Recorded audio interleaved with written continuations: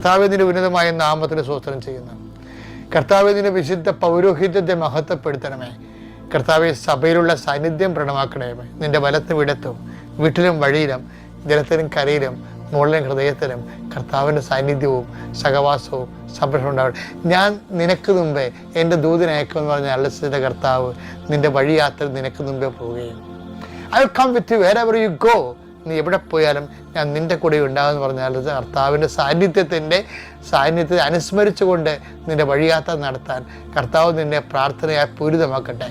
എൻ്റെ ദൈവപൈതലെ, നീ പോകുന്നിടത്തെല്ലാം കർത്താവിൻ്റെ ചൈതന്യം നിനക്ക് പകൽ മേഘസ്തംഭവും രാത്രി തീർത്തുടുമായി നയിച്ച ദൈവത്തിൻ്റെ ചരിത്ര ചൈതന്യം നിന്നെ ചുഴന്നു നിൽക്കട്ടെ എന്ന് പ്രാർത്ഥിക്കുന്നു. നീ സംസാരിക്കുന്ന വ്യക്തിയിൽ പരിശുദ്ധാത്മ നിറയട്ടെ.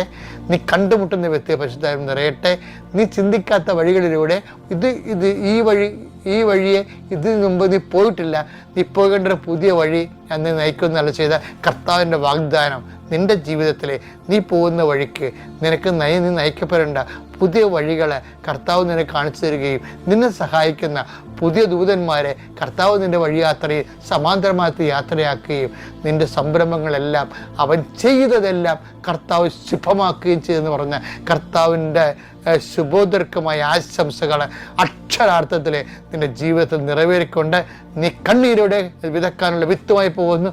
നീ ജീവിതത്തിലെ സന്തോഷത്തോടെ സന്തോഷത്തോടെ കൊയ്തക്കറ്റയുമായി തിരിച്ചു വരാൻ കർത്താവിൻ്റെ നാമത്തിൽ വിജയത്തിൻ്റെയും മരണത്തിൻ്റെയും ജീവൻ്റെയും പുനരുദ്ധരിച്ചതിൻ്റെ വിജയത്തിൻ്റെ അടയാളമായ സിലുവയുടെ നാമത്തിൽ നിന്നെ ആശീർവദിക്കുന്നു.